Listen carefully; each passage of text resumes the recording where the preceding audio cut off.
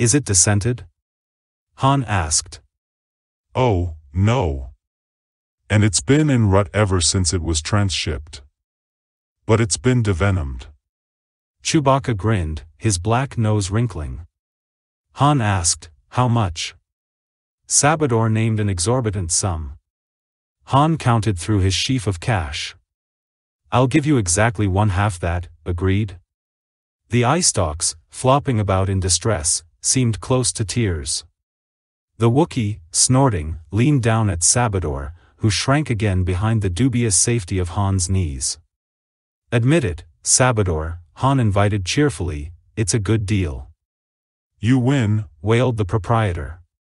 He proffered the case. The dinko threw itself from side to side of its container, foaming at the chops. One more thing, Han added blithely. I want you to give it a light sedation dosage so I can handle it for a moment. Then you can give it to me in a different box, something opaque. That was really two things, but Sabador agreed dejectedly, eager to have the Wookiee, the human, and the dinko all out of his establishment as soon as possible. Pluvo 2-for-1, loan shark and former robber, smash-and-grab man, and bunco steerer out of the Kron Drift, looked forward with pleasure to collecting the outstanding debt from Han Solo. He was elated, not only because the original loan would reap a splendid profit for himself and his backers, but also because he thoroughly hated Solo, and an interesting form of revenge had materialized. The message from Solo, promising repayment, had stipulated a meeting here on Eddy 4, in the spaceport's most elegant bistro. That had been all right with Pluvo 2-for-1, his creed was that toil and enjoyment should be combined whenever feasible. The free-flight dance dome was more than satisfactory, it was opulent. Pluvo himself was far from charming, a bad-tempered hulk of a man whose face was subject to a nervous tic, but his income gave him a certain conspicuous social viability. He sprawled onto a conform lounger at a corner table, joined by the 3 retainers he'd brought along. 2 of these were humans, hard-bitten men with a number of weapons concealed on and about their persons. The third was a long-snout, scaly-skinned biped, native of Davner II, who possessed a true flair for execution. Pluvo, flashing more than enough currency to create an inspired sense of hospitality in the waitress, primped at his black, oily topknot.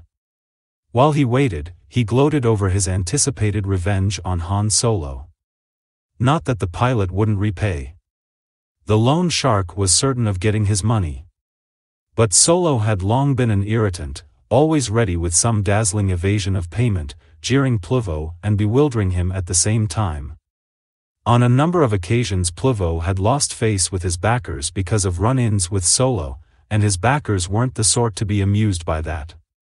The code of ethics necessary to the conduct of illegal enterprises kept Pluvo from turning in the captain-owner of the Millennium Falcon to the law. Nevertheless, a convenient local circumstance would serve the loan shark's purpose just as well. Entering with Chewbacca beside him, a metal case in hand, Han Solo appraised the free-flight dance dome with a great deal of approval. As on almost any civilized planet, many species mixed and mingled here in a taxonomic hodgepodge, their appearance familiar or alien by turns. Having seen about as much of the galaxy as a man might reasonably expect to, Han still found he couldn't identify half the non-human types he saw here. That wasn't unusual. The stars were so many that no one could catalog all the sentient races they'd spawned. Han had lost count of the times he'd entered a room like this one, filled with a kaleidoscope of strange shapes, sounds, and odors. Without straining, he could spot a dozen types of respirators and life support apparatus being used by entities whose biology wasn't compatible with standard human atmosphere. Han particularly appreciated those human and near-human females dressed in shimmer silks, chroma sheaths, and illuminescences. One swept up to him, fresh from the bank of coin games that offered such diversions as Mind Jam, Senso Switch, Reflex Races, and Starfight. She was a tall, lithe girl with a wine-dark cast to her skin and hair like plated silver, wearing a gown that seemed to have been knit from white mist. "Welcome down, spaceman," she laughed, throwing an arm around him. "How about a turn through the dance dome?" Han shifted his burden to his other arm as Chewbacca looked on disapprovingly. Several of their less auspicious adventures had begun just this way. Sure. Han responded enthusiastically. Let's dance, let's snuggle up, let's get grafted together. He gently pushed her away. A little later, she showed him a truly stunning smile, to let him know it was nothing personal, and moved on to greet another customer before he'd moved out of earshot. The free-flight dance dome was a first-class trough. It was equipped with a top-of-the-line gravity field, its console visible among the bottles, spigots, and taps, and other paraphernalia encircled by the bar. The field permitted the management to alter gravity anywhere on the premises, and so the dance floor and the dome over it had become a low-G acrobatic playground in which singles, couples, and groups looped, floated, and spun with effortless grace. Han also spotted individual booths and tables where species from low-gravity worlds were taking their ease in comfort, the specific gravity of their area having been lowered for them. Han and Chewbacca moved farther into the twilight of the place, hearing the clink of drinking vessels of many kinds and the interweaving of any number of languages over the blast from the sound system. They breathed in the aromas of diverse inhalants and aerosols, a profusion of smoke and vapors of various hues, defying the ventilation unit, had drifted by thermoclines into multicolored strata. He had no problem spotting Pluvo 2-for-1, the big glom had found a large table in the corner, the better to watch for his debtor. Han and Chewbacca sauntered over. Pluvo applied a labored, unconvincing smile to his well-upholstered face. Solo, old colleague. Come, sit. Spare us the guano, 2-for-1. Han sat down next to Pluvo. Chewbacca slung his bowcaster over his shoulder and took a place across the table so that he and Han could watch each other's backs. Han set down the box he carried. Pluvo's greedy eyes caressed it. Feel free to drool, Han bade him. Now, Solo, Pluvo chided, volubly ready to ignore any insult in the heady presence of money. That's no way to talk to your old benefactor. Pluvo had already been informed by contacts here that these two freighter bums had exchanged a large quantity of negotiables for cash. His hand went for the box. Hans got there first. The pilot challenged the loan shark with a raised eyebrow. Your payment's in there. With interest. We're quits after this, Pluvo. Strangely unperturbed, Pluvo nodded, his top knot jiggling along with his jowls. Han was about to question this when Chewbacca's warning snarl interrupted. A detail of security police had entered the free flight. Some stationed themselves at the doors while the others made their way around the room. Han snapped the retaining strap off his holstered blaster. The sound made Pluvo turn. Now, Solo, I swear I had nothing to do with this. We are, as you so recently pointed out, quits. Even I wouldn't presume to turn informer and risk my livelihood. He put a fat, covetous hand on the box. I believe those gentlemen in institutional brown are seeking a man who answers your description. While I no longer have any interest in your well-being, I suggest that you and your fuzzy comrade absent yourselves from here at once. Han didn't waste time wondering how the authority had gotten on his tail after he'd obtained new registration for the Falcon and identification certificates for himself and Chewbacca. He leaned close to Pluvo, right hand still close to his blaster. Why don't we just sit here a while, colleague? And as long as we're at it, he addressed Pluvo's flunkies, you all have my permission to put your hands right up on the table here, where Chewie and I can see them. Now. Pluvo's upper lip beaded with sweat. If anyone made a play now, he would certainly become corpse number 1. He stuttered an order, his men complied with Han's proposal. Compose yourself, Solo, Pluvo implored, though Han was quite serene, it was Pluvo's face that had become pasty white. Don't let that, renowned temper get the better of you. You and the Wookiee can be so irrational at times. Take the occasion when Big Bungie was careless enough to forget to pay you, and you two strafed his pressure dome. He and his staff barely had time to get into their survival suits. Things like that give a man a bad reputation, Solo. Pluvo was shaking now, having very nearly forgotten his money. The security police had been circulating. They stopped by the table, 2 rankers and a sergeant. Their timing couldn't have pleased Pluvo less. Everyone at this table, produce identification. Chewbacca had assumed his most innocent expression, his big, soft blue eyes upturned to the soldiers. He and Han offered their falsified IDs.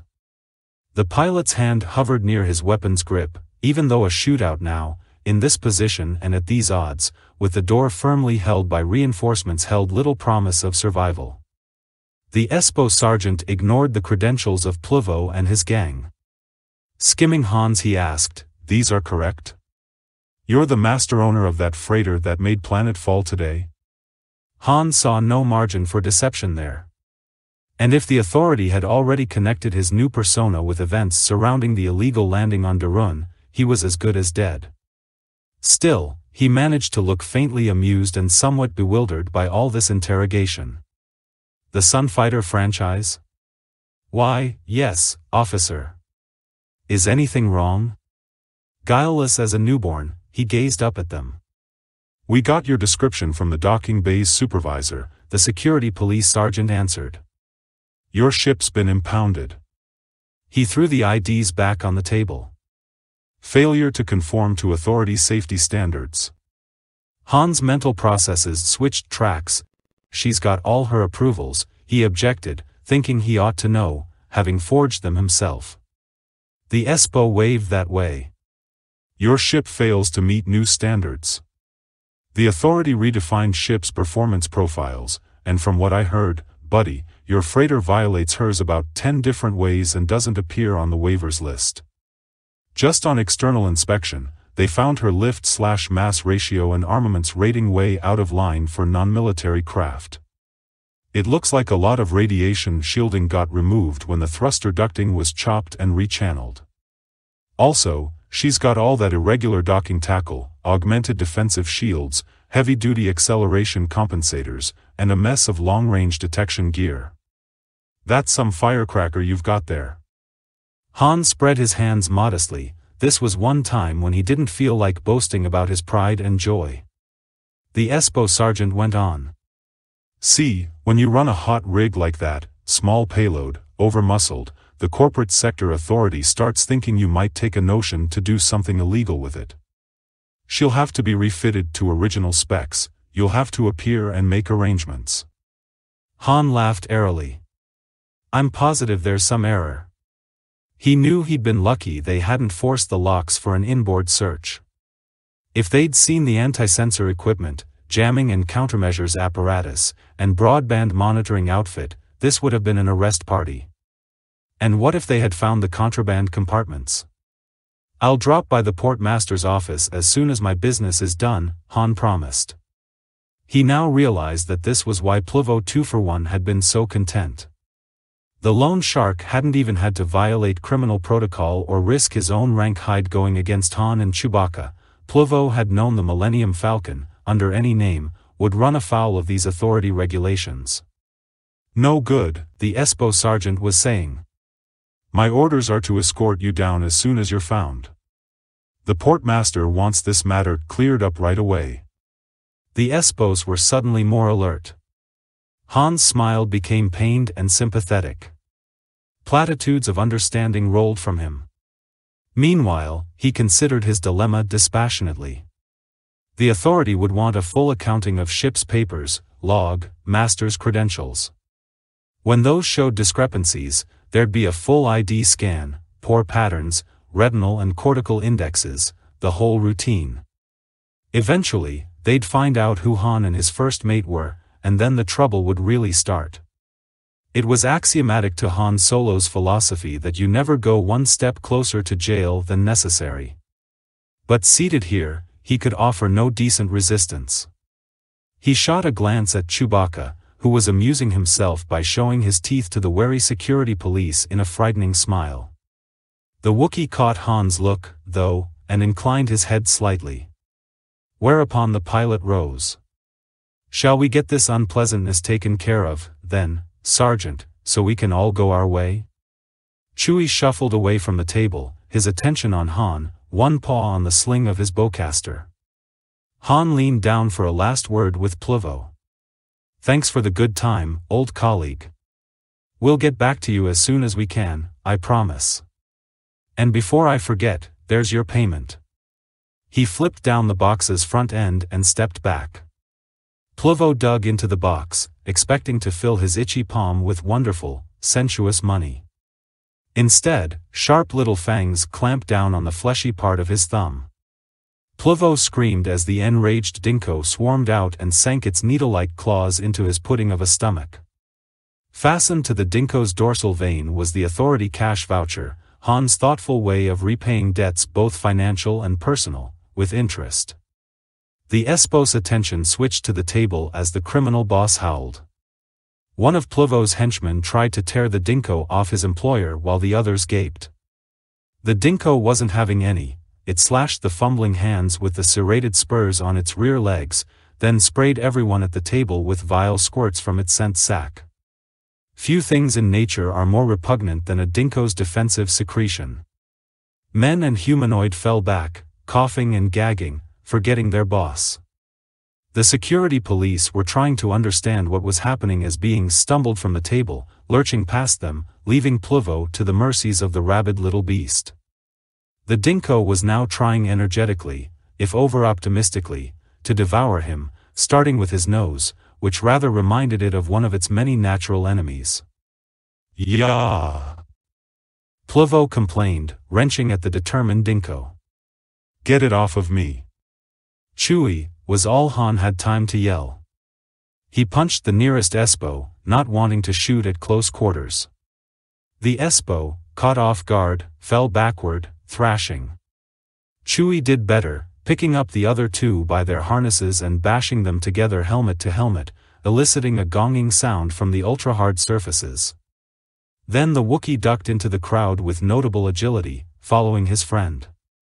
The Espos at the doors were unlimbering wide-bore, shoulder-fired blasters, but the confused crowd was milling around and no one had a clear idea yet of just what was going on.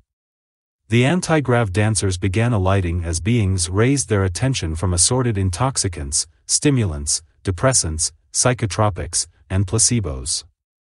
The room buzzed with a sort of befuddled, translingual, "Huh?" Plivo 2-for-1, having finally dissuaded the dinko from his abused nose by main force, flung it across the room. The dinko landed upon the dinner of a wealthy dowager, destroying the appetite of everyone at that table. Plivo, still caressing his wounded snout, turned just in time to see Han Solo vault the bar. "There he is," the underworld boss exclaimed. The two bartenders rushed to stop Han, swinging the stun staves they kept behind their bar for the preservation of order. He met the first with crossed wrists intersecting the bartenders, stopping the descending stun stave, brought his knee up, and elbowed the first mixologist into the second. Chewbacca, following his partner over the bar with a joyous bellow that made the lighting fixtures tinkle, fell on top of the bartenders. A blaster bolt, fired by one of the Espos at the doors, shattered a crystalline globe of 400-year-old Novanian grog. The crowd bleated, most of them diving for the floor. Two more shots blew fragments out of the bar and half-slagged the cash repository. Han had struggled past the vigorous tangle of Chewie and the bartenders. He grabbed for his blaster and threw down on the Espos, peppering their general location with short bursts. One dropped, his shoulder smoking, and the others scattered for cover. Off to one side, Han could hear Plivo and his men clubbing their way through yelling, charging customers. He headed for the bar. Han turned to his objective, the gravity controls. With no leisure to analyze them, he frantically began moving indicators toward maximum. Luckily for everyone not within the insulated area of the bar, he noticed when he'd happened on the general field override, and there were no longer any free-flight dancers in the air. Thus, no one was crushed or dashed to smithereens. As it was, Han ran the place's G-load up to 3.5 standard. Entities of all descriptions sank to the carpets, borne down by the staggering weight of their own bodies, proving there were no heavy G natives here today. The S-boat flopped with the rest. Pluvo 2 for 1, Han noted in passing, strongly resembled a beached bloatfish.